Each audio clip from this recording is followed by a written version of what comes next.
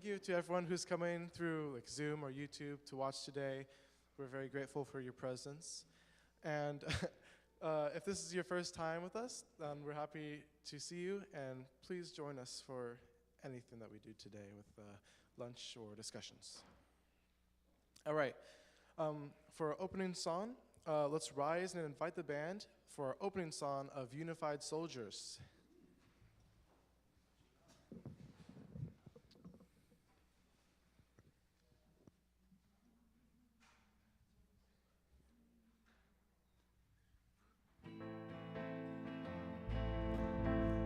Strong bond of heart is the force, bringing the world into life. Joined in the kinship of love, all shall live as one. Here in the home of our hearts, we'll share evermore.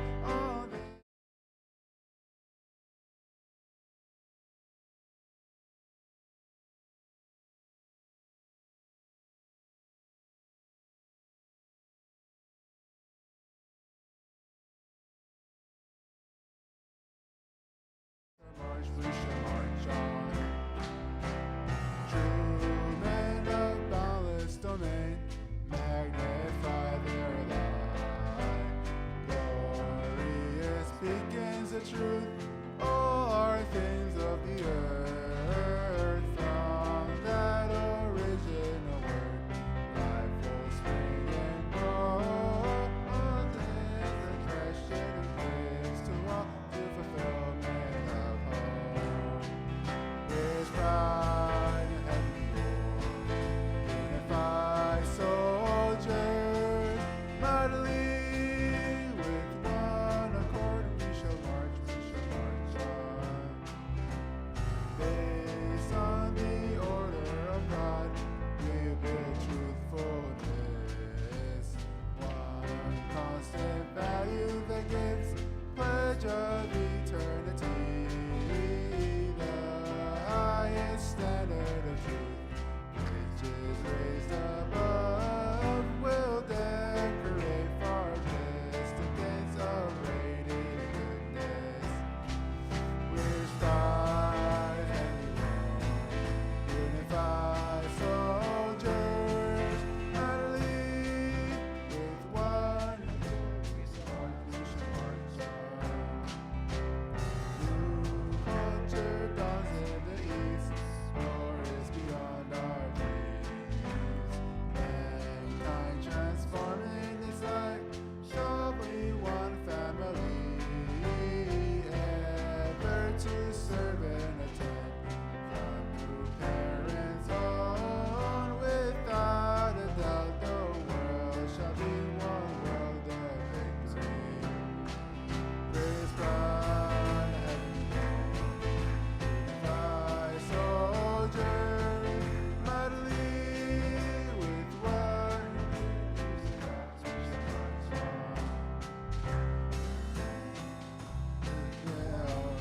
unified soldiers, mightily with one, we shall march on.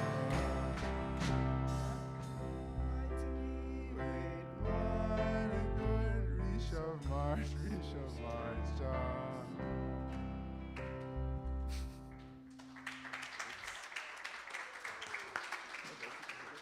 All right, let's thank the band. For our opening prayer, we're going to have Sam Hayashi, and he's going to welcome us for our opening service.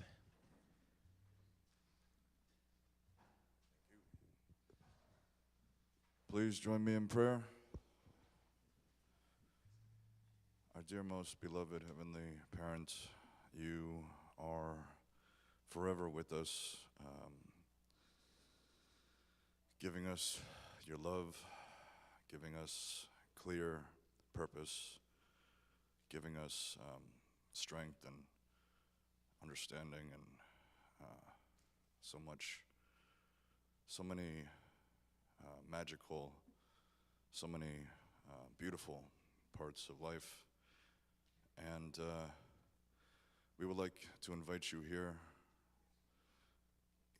is your presence be known, that you that we can share in that abundance, and we are forever forever grateful to you. Thank you so much. I pray this in my name. Sami Hayashis and Yasir and Laura Hayashis. Bless your family. Adieu. Thank you. All right, let's thank Sam Hayashi for the prayer. Okie dokie. Now it's time to turn to your neighbors and greet each other.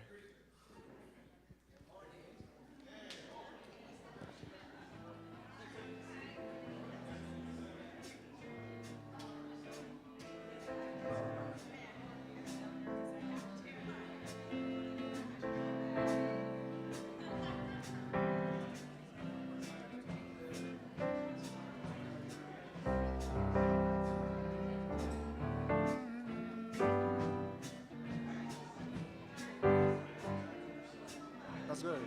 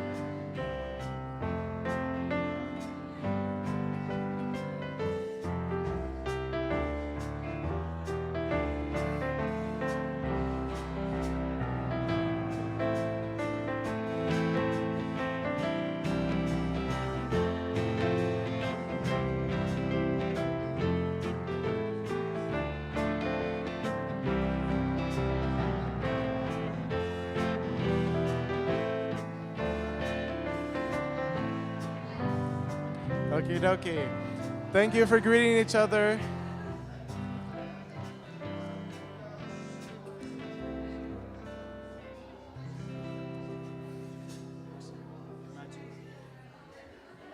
Now is the time to wrap up your greetings and to find your seat.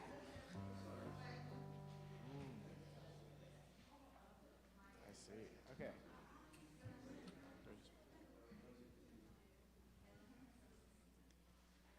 All right. As we prepare to sit in our seats, does anyone have any testimonies about any experiences they had with God in like the past week or so? Like anything like they want to share with everybody?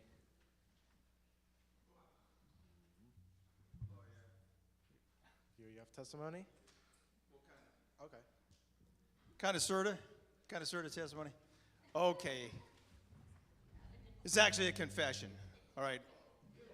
So, it's okay, it's not that heavy. You know, my son's visiting from Ohio. And of course, then what becomes a critical element when the son with the two little boys is in town? You need 2 car seats, not 1, but 2.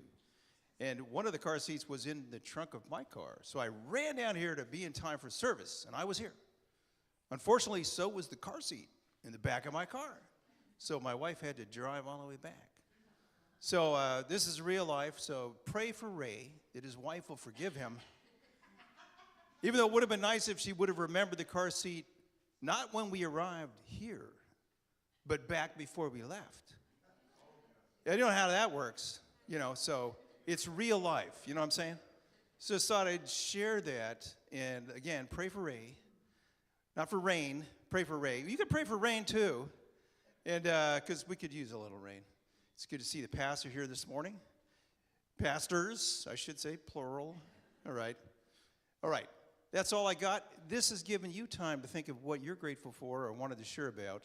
So I'll hand it over to the next person.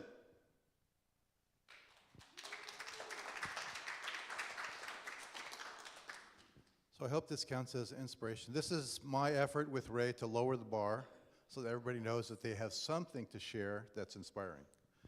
So, so I had a pain in my gut in the lower abdomen, and so I was worried that might be serious. I went to the emergency room, and then I went to 2 doctors more, and I found out actually during the blood draw in the emergency room what real pain is. So don't go to the emergency room and get a blood draw. That's really painful. But yeah, an amateur, I think. Yes.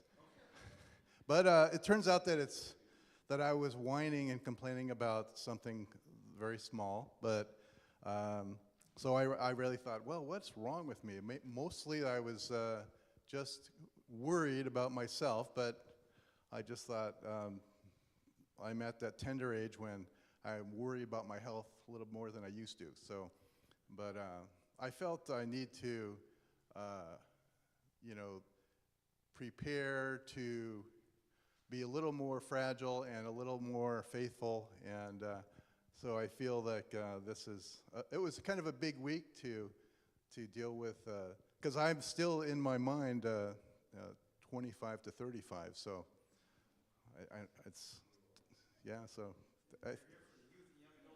I am, yes, so I want you to know I feel we are the youth, soldiers of the truth still, But still, I had a fragile feeling week, even though I was not very fragile. But still, I missed the final prayer for our revival. And thank you, Pastor Unmi, for the revival prayer. That was inspiring. I really appreciate it. Look at the giants of faith, and they all are based on prayer. The Catholic Church, the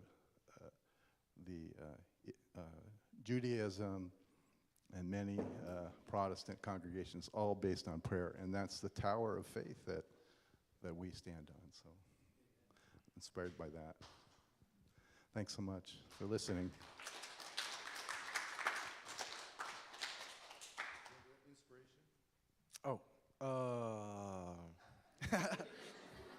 Yeah, a few days ago, I was doing some work for Uncle Scott. I was doing mostly shoveling dirt. He showed me around the local pond that they have, and he told a little bit about some planting that he would do with some private schools. And I feel like being able to work together to create an environment, even if it's for the future, I think it's very nice, and it was inspiring me to work as much as I could. I'll be back. Now we can start to segue into a second song of our band. We can stay seated for this one, but their song will be Imagine. Alrighty.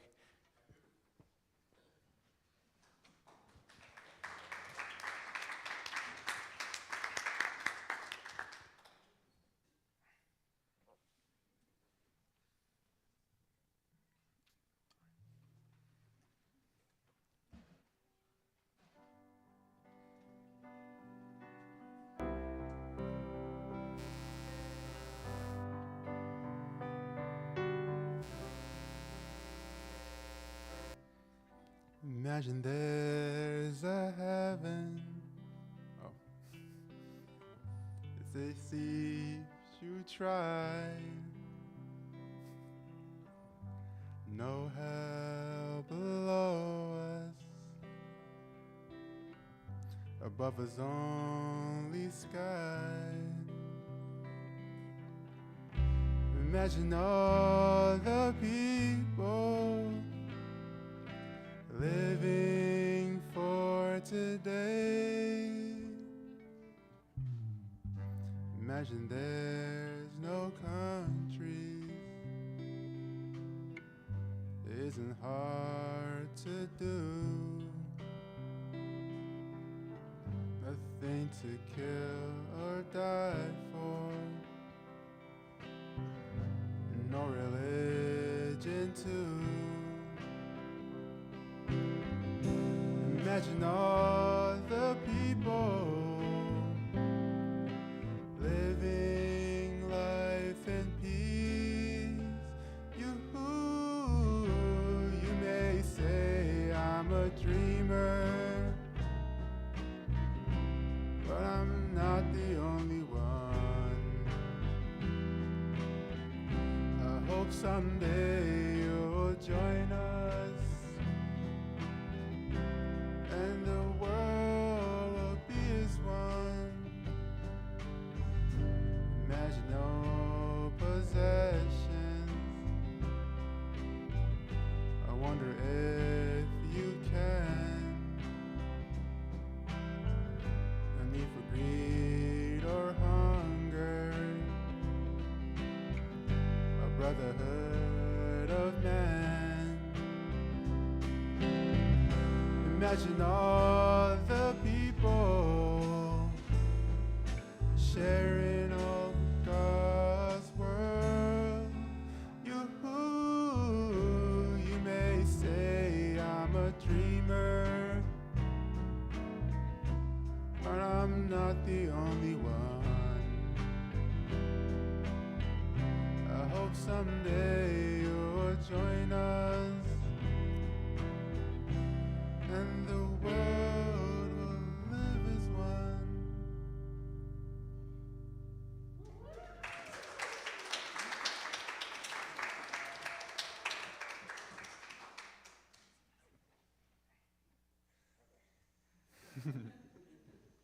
All right, we're going to now segue into our offering song, which will be the Spring Song of Eden. This is to prepare to hear for our sermon today, and we want you to, be as into the atmosphere as much as possible. So let's thank the band for another song.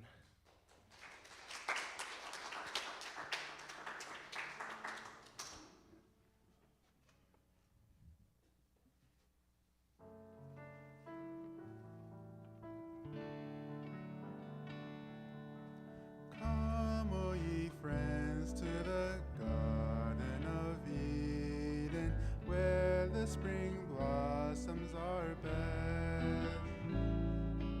Joyfully singing together our song, friends in our Eden regain.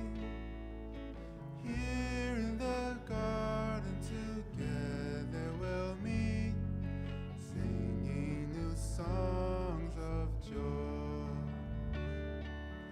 Come, O ye friends, to the Garden of Eden, singing new songs of delight. Joyfully dancing together with song, friends in our Eden rejoice. Here in the garden together we'll dance, singing new songs of joy. Come, O ye friends, to the Garden of Eden, where joy and happiness reign. Joyfully sharing together our love, here in the garden of peace. Come, O ye come to the garden, my friends, singing new songs of joy.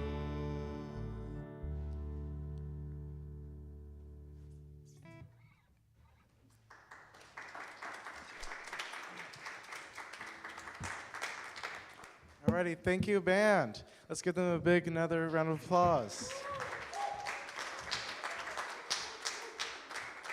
Okay. It's going to be time for our main message. Our speaker for today is Miss Korie Faris. She'll be speaking about leaving behind a legacy of heaven. Let's welcome her to the podium.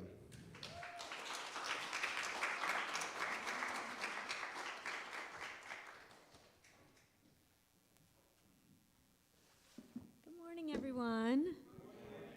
Thank you for being here today.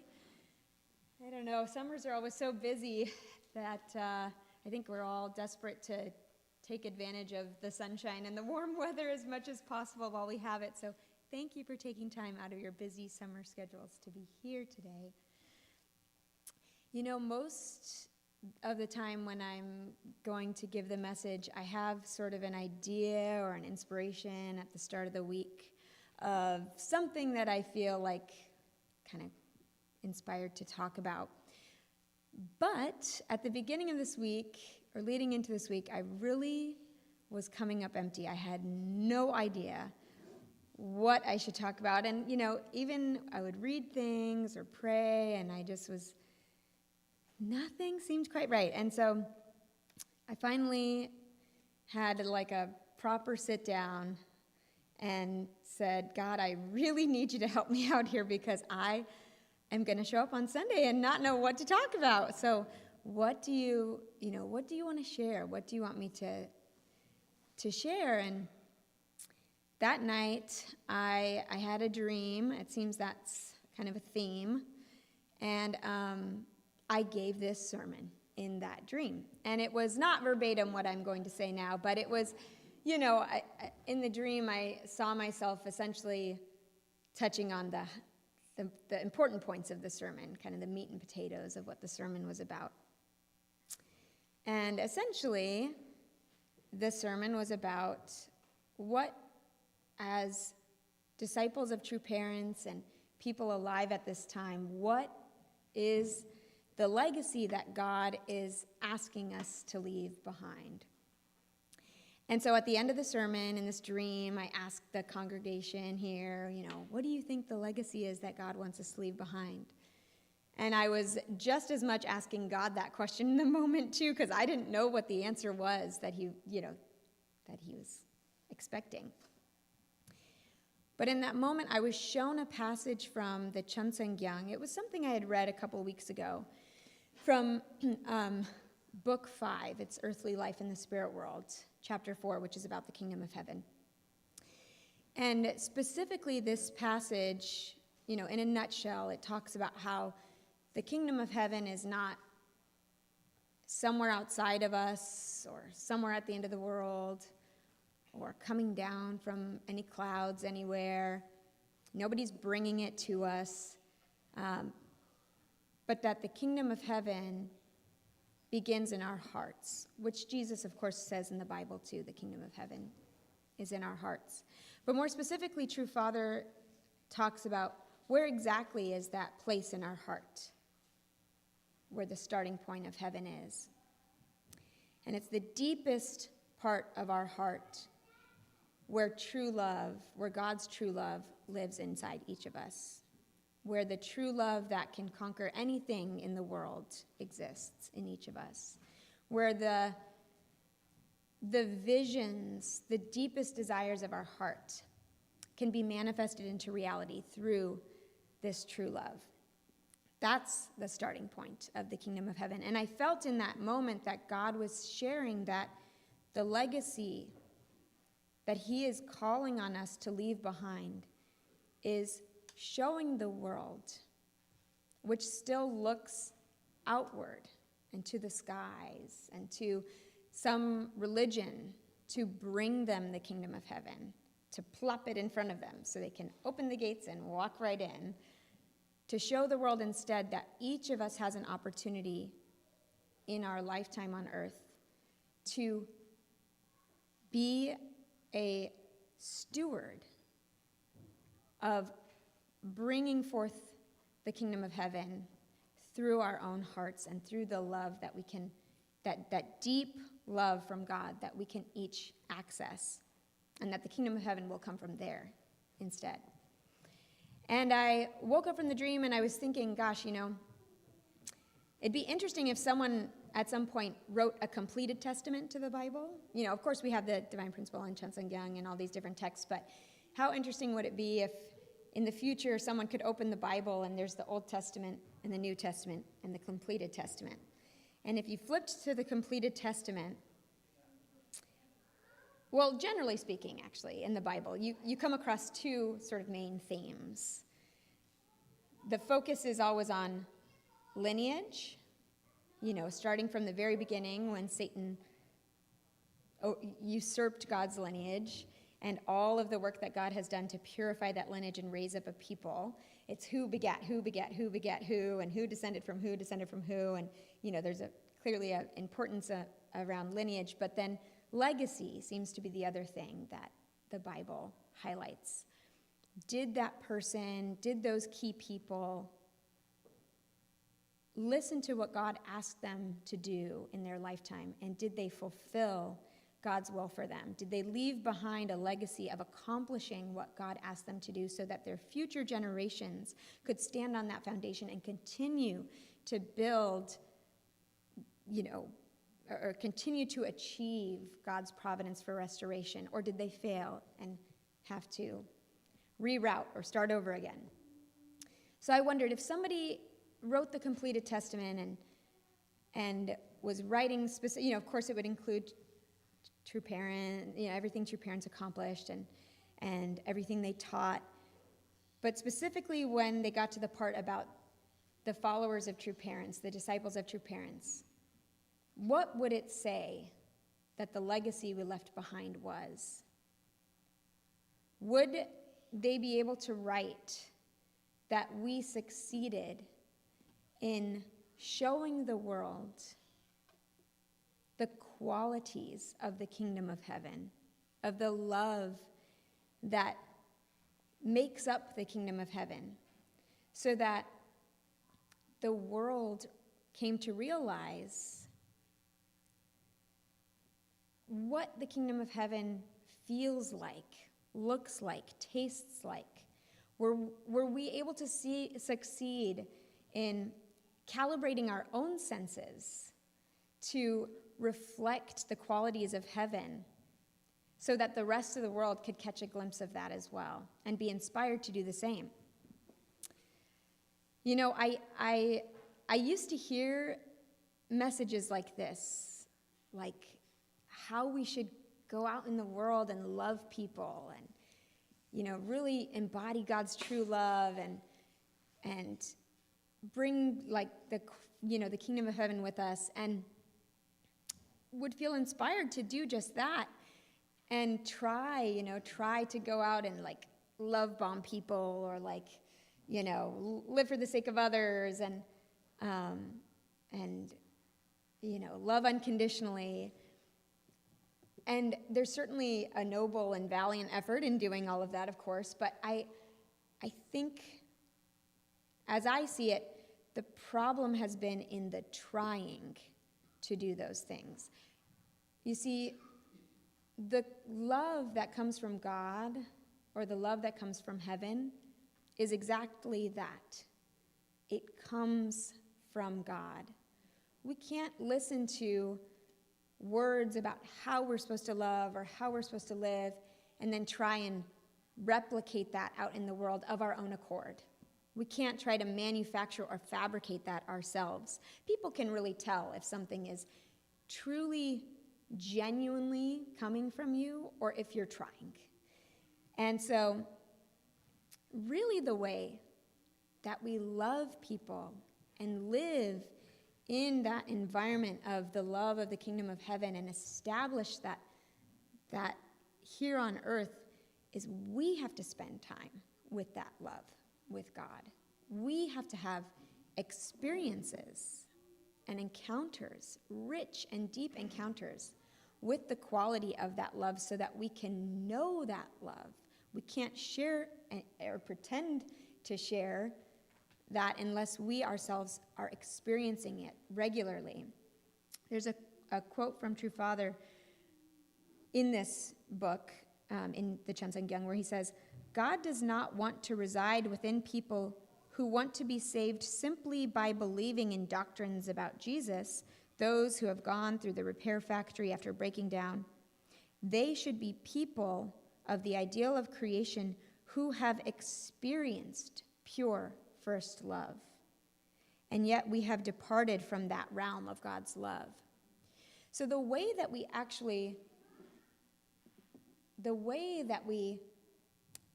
access heaven and get to the starting point of heaven and establish that here on earth is we ourselves have to go practice excavating from the shallow, surface levels of our heart.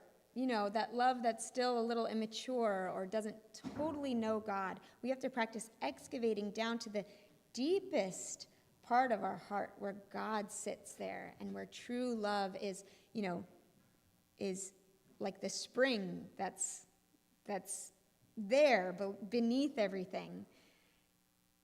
If we can practice standing in the love of God, digging down deep into that place, experiencing the love of God, we can ask humbly, God, would you, give me experiences with your love, give me experiences and encounters with your true love, with the deepest parts of your heart, so that I can know what that feels like, so I can know what the kingdom of heaven feels like. And the more we practice, it's like a well-worn path, the more that you walk that path and excavate down to that place and keep going there, the more that just starts to come out of you. It's like, Indian people eat a lot of cuisine with heavily spiced cuisine, and sometimes you can just smell it in their sweat, not a bad thing, but we want to get to the place where we are so tapped in to God's true love in our own hearts that people just catch a whiff of it walking by us, It's not anything we're trying to do. It just comes forth out of us.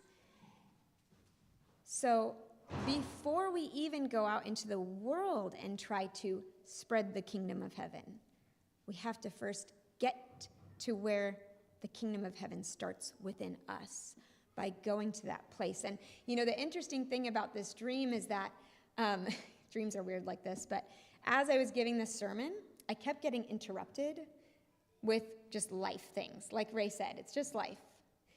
I would be giving the sermon, and then all of a sudden I was transported to my kids' bedroom, and I was like trying to get them to go to sleep, and they wouldn't go to sleep. And I'm like, you need to go to sleep.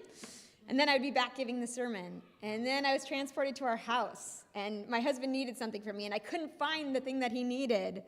And then I was back giving the sermon, and it taught me a really important lesson, which is that there's no right time or place where we're going to all of a sudden have all of the key elements aligned for us to be able to dedicate time to really building that kingdom of heaven finally. But that actually God is begging us to, in these day-to-day moments where the distractions, the stress, the chaos, the messiness, the busyness tries to pull us away from standing in the presence of God's love, that instead we defy the status quo in those moments, and instead of giving into emotions like fear and anxiety and frustration and stress or judgment and criticism, that instead we stop and we say, I'm going to go to that place in my heart instead, where the kingdom of heaven lives, where God lives. And I'm going to dig down deep into that place instead.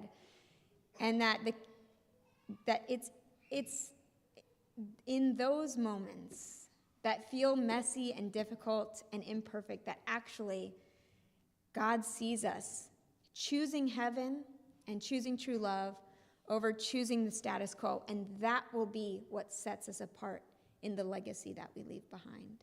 That we were the people that went and dug deep for true love and for God and for the kingdom of heaven in the moments where the rest of the world gave into fear, anger, distraction, annoyance, judgment, criticism, etc.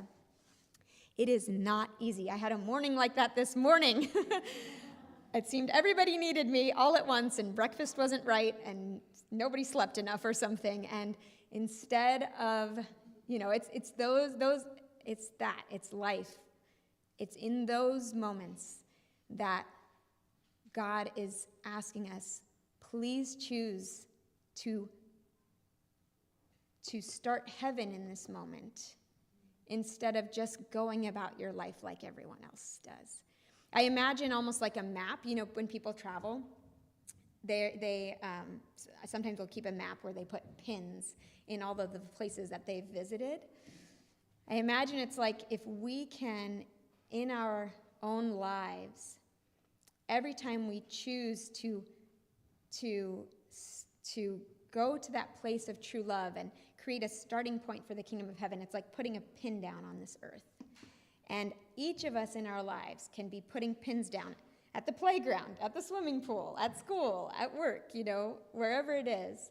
But that together, as followers of this faith all around the world, as everyone's putting their pins down, God can look down and go, I have enough pins down now for the kingdom of heaven to come forward on the earth. There's enough of an interconnected network of starting points of the kingdom of heaven where now it can just explode and expand everywhere. There's a woman, I really love listening to Christian speakers and podcasters and pastors. I feel that there's something happening in the Christian church where actually, I'm imagining on the foundation of true parents and everything they accomplish, that it seems the truth is being revealed to, deeper layers of truth are being revealed to Christians just through their own relationship with God. The faith is taking a turn. And yet, there seems to be a block. I still get the sense Christians are expecting that the kingdom of heaven is coming, not that they have an opportunity to start it right now. There's this sense that they are preparing to enter the kingdom of heaven, but that it's still coming from somewhere. And I thought, if we can get to the place where we are so aligned, our hearts are so aligned with the love of the kingdom of heaven, that people feel that when we spend time with them or when we interact with them, that when they pass on into the next life and encounter the kingdom of heaven, they can go, oh, this is not unfamiliar to me.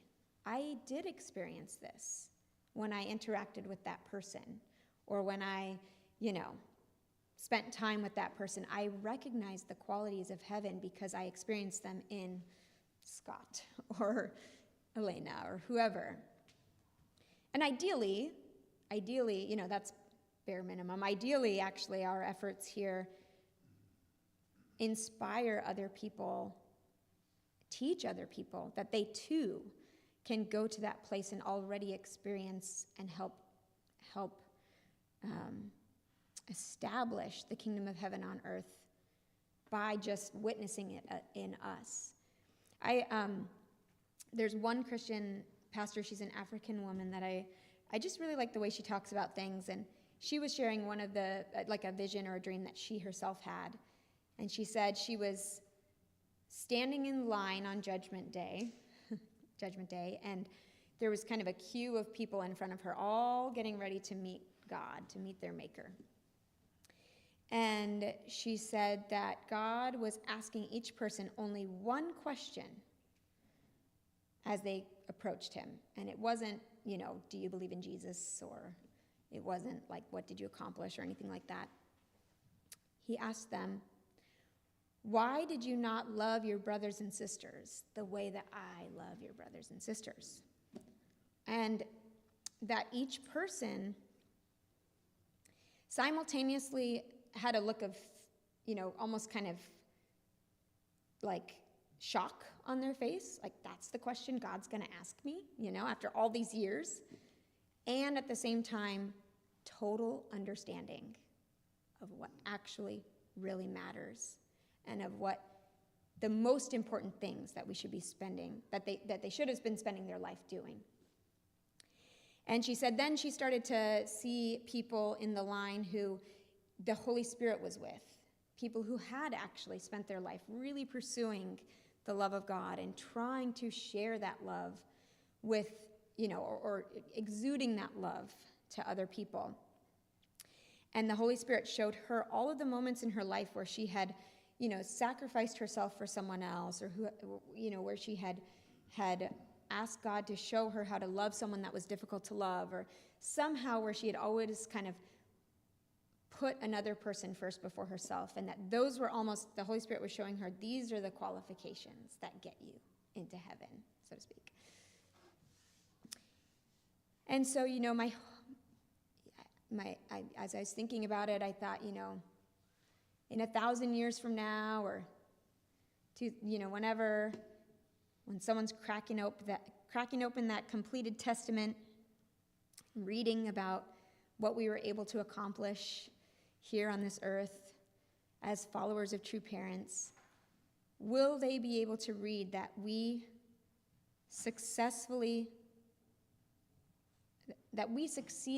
in what God was asking of us, which was to each be a starting point of the kingdom of heaven, each successfully bring that quality of love, joy. And the thing is, I think we've all experienced this quality of love. It's the type of love that it overwhelms you.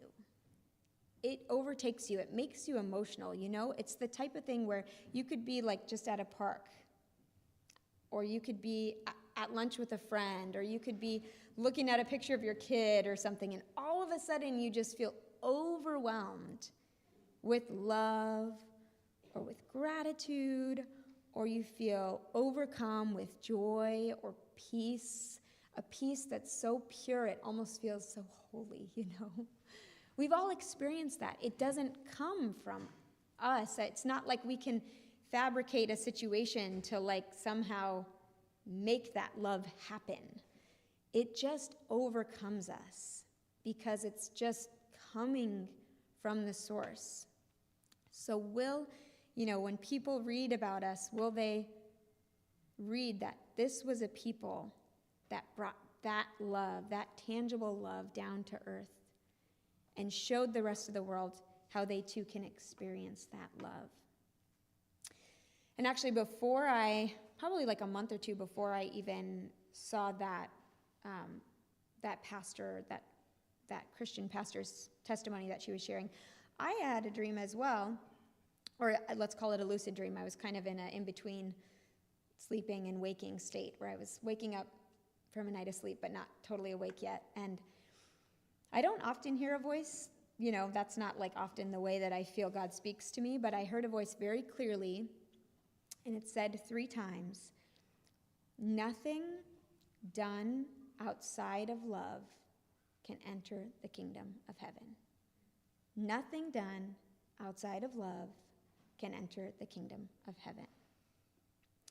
So for us, it means we have to learn that love, spend time in that love, calibrate our senses to that love and the qualities of that love so that heaven can come forth from that. And we have a very unique purpose and mission that I think God is calling us to leave that legacy behind. So thank you, everyone.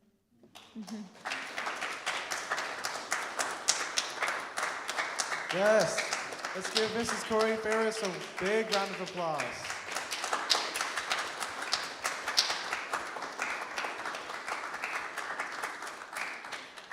I really like some points from that sermon there, especially with the map where you can pin where you want to spread your love to.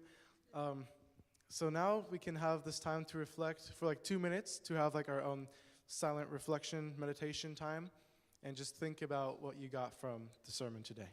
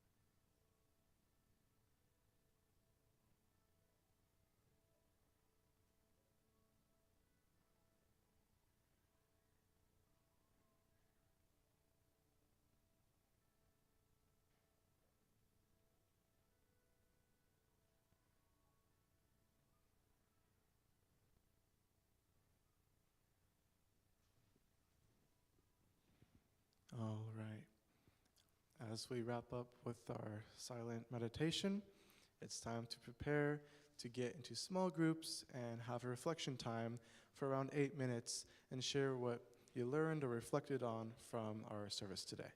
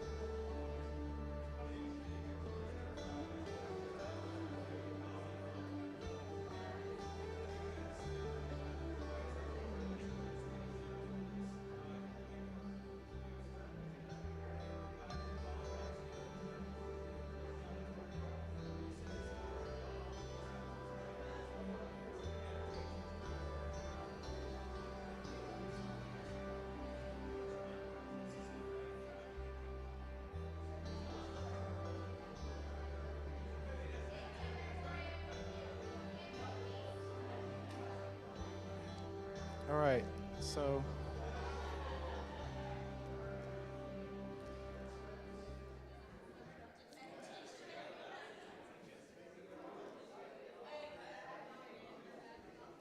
we can start to wrap up our discussions.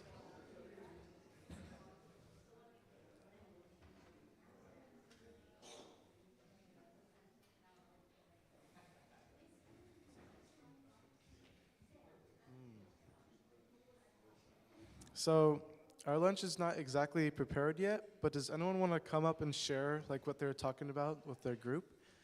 Like any discussions that they had, that you can come up here and just like talk a little bit about like the discussions you had.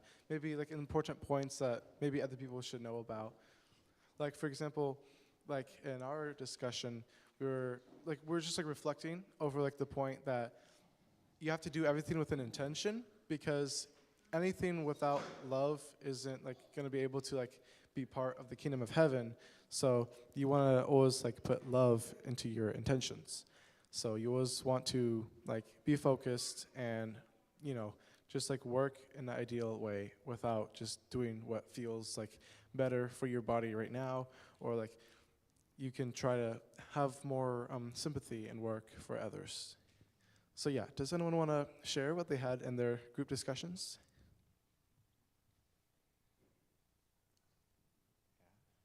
Augustine? Okay. Oh, anyone want to come up? All right.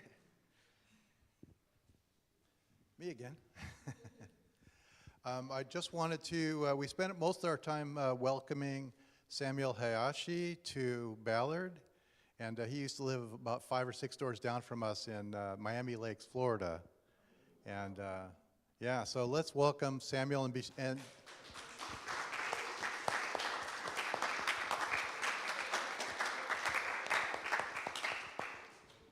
so he's a lot taller than he used to be when I was living in Florida. So good job there. And would you like to come up and say a few words, Samuel? Sure. He's an impressive young man, so I just wanted you to get to know him a little bit. He lives in Ballard, so you know we can call him and ask him to move things for us and things like that. Yeah, let me see. We were, just kind of catching up, and it's great to be here. You know, I love our community very deeply. You know, I think that death is like, you know, you never know when it comes, right? I lost my mother 4 years ago, and we weren't expecting her to go. And I think that, you know, sometimes we're thinking like, oh, you know, like, when is my death or whatever, we're thinking like that. But I think that, you know, you see when you lose, you know, a loved one, that's the death, right? That's like the one that you start kind of seeing is the one that you got to be aware of, I guess, you know, like, because, you know, it's kind of like you have to, I mean, you know, I know she's still, you know, is watching. I know she's still alive, and, you know, and, but I'm very, my mind is almost, you know, there's a very pressing focus for me to do certain things for her because I just, you know, I felt like it wasn't her time to die, and, you know, I gotta fulfill certain things for her. And I think that it's kind of like you don't know what you got till it's gone, you know? And I think our community too, like I know that sometimes, you know, there's a lot of second gen that maybe disappear, or first gen too, you know? I mean, we have to go through our divisions, you know? But it's just it's very nice to be here. I feel very, I just feel very good. I feel very loved, you know? I feel very happy to be here. And so, yeah, please let me know if you need, you know, an extra pair of hands, or you need something, you know, feel free to give me a ring, call me up, and it'd be great. So, thank you.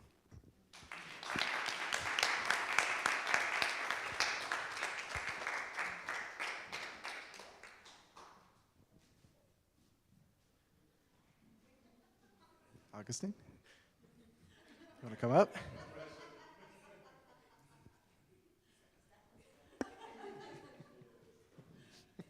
I've been thrust onto the stage again. Yeah, I don't have anything specifically that I was sharing as much as our group discussion was really focused on what we can do to be the environment that can welcome people into the threshold. I don't know, into our community, because I'm seeing more and more every day, every week, just how great this community is and how much we want to bring more people into it. It's actually really exciting to see so many different characters and faces, and the more people that we can bring in and really welcome and show God's heart and show the heart of true parents and of our community, then the more exciting it's going to be every Sunday. So I'm hopeful for that, and I'm very grateful for the message today. Thank you.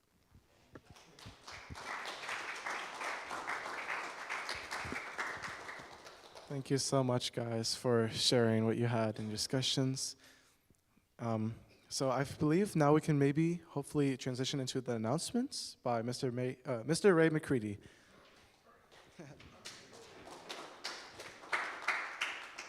Thank you, Matthew. I think Matthew's doing a great job. What do you think?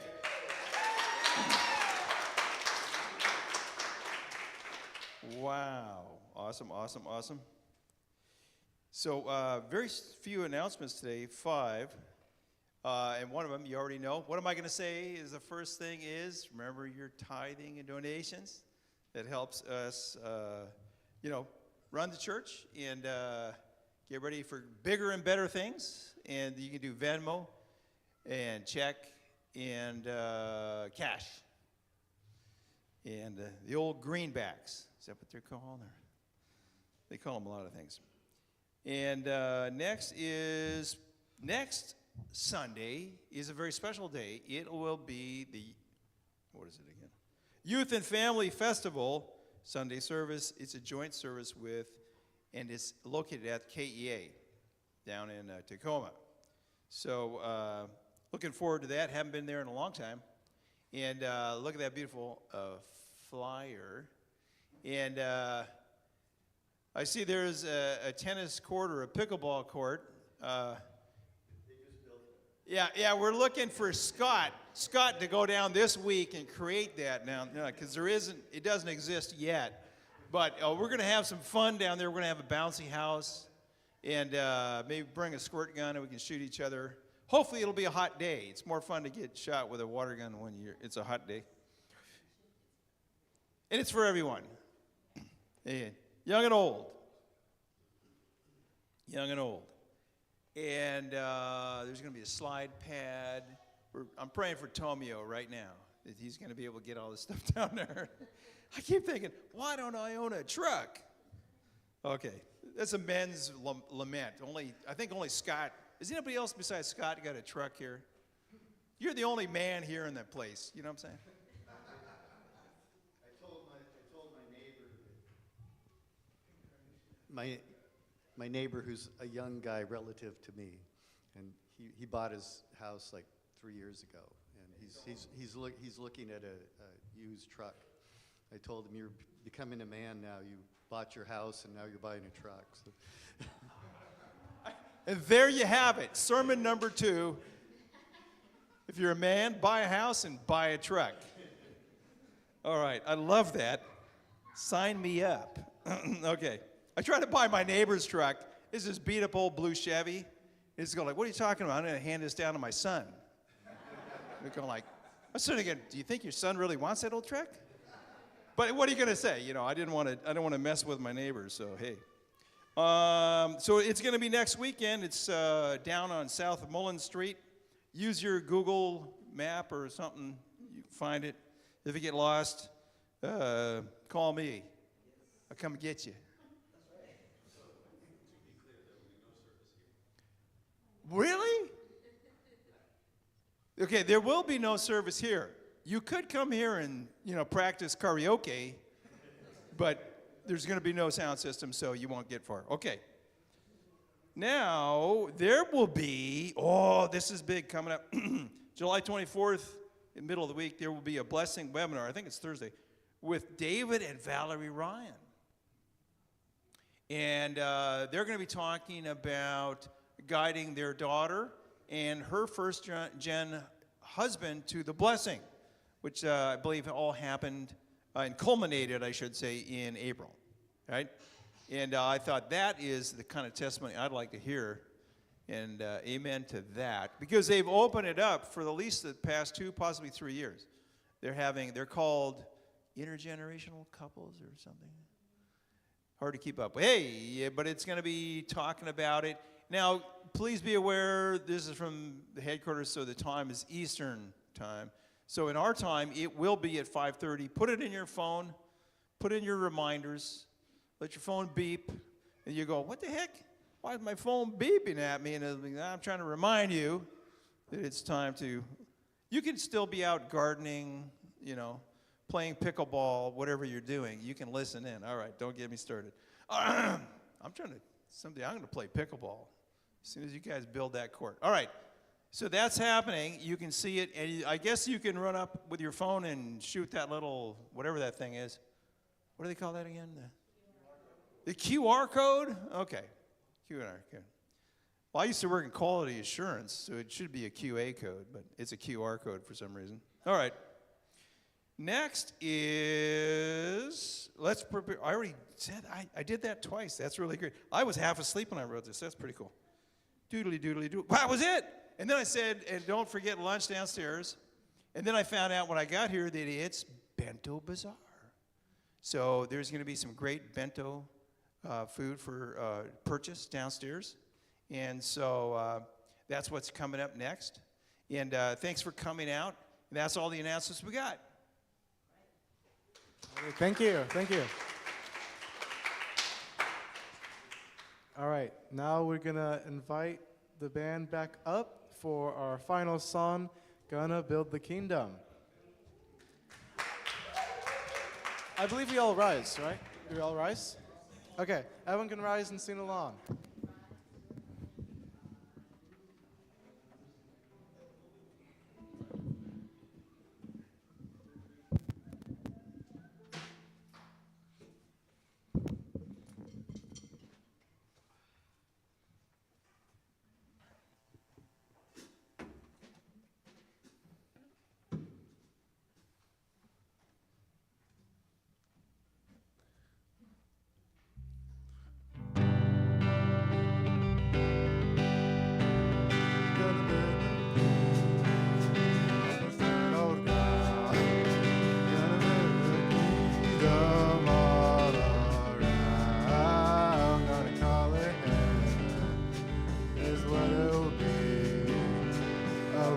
Of beauty, peace, and joy for you and me. It'll take some hard work, make so much good. It'll take a struggle, but we'll see it through.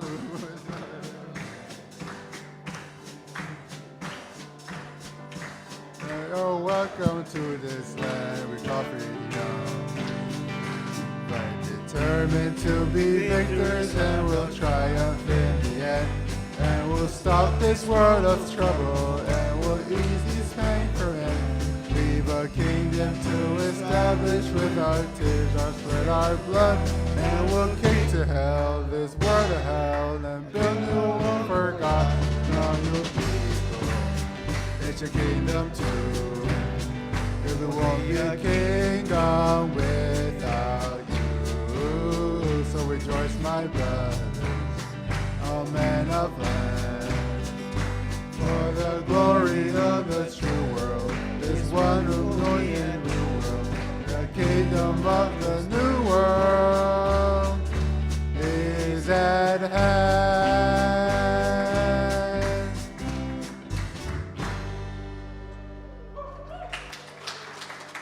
Thank you. Thank you, band, for performing their final song. Now it's time to go into our benediction with our pastors, Pastor Unmi and Pastor Augustine.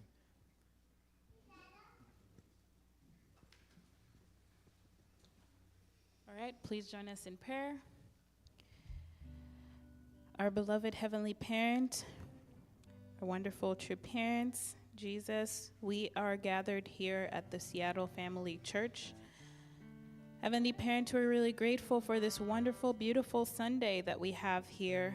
Thank you for guiding us, guiding our journey to be able to gather here together as a community.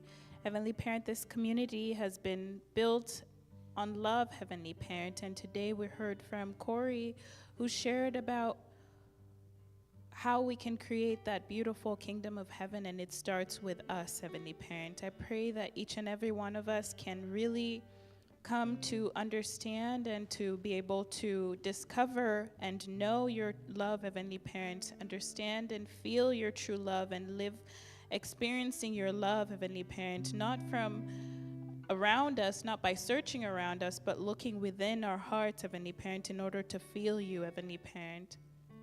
I want to thank you for your constant love, Heavenly Parent. Even when we get distracted, you're still, Heavenly Parent, waiting for us to come back to you, Heavenly Parent. Thank you for your patience with us. I pray that we can live our lives and continue to live our lives centered on you, Heavenly Parent. Thank you so much. I pray for each and every one that is here. Heavenly Parent, guide them and protect them in their daily lives. I pray that your love can fall into their hearts and they can live truly, sincerely, and connected to you, Heavenly Parent. I pray that whatever they're going through, that they may be able to feel that you are there, Heavenly Parent. You have their backs.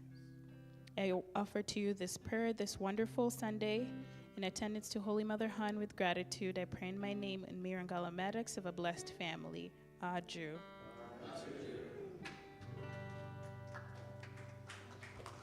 Okay, that was the rest of our service today. Thank you for coming.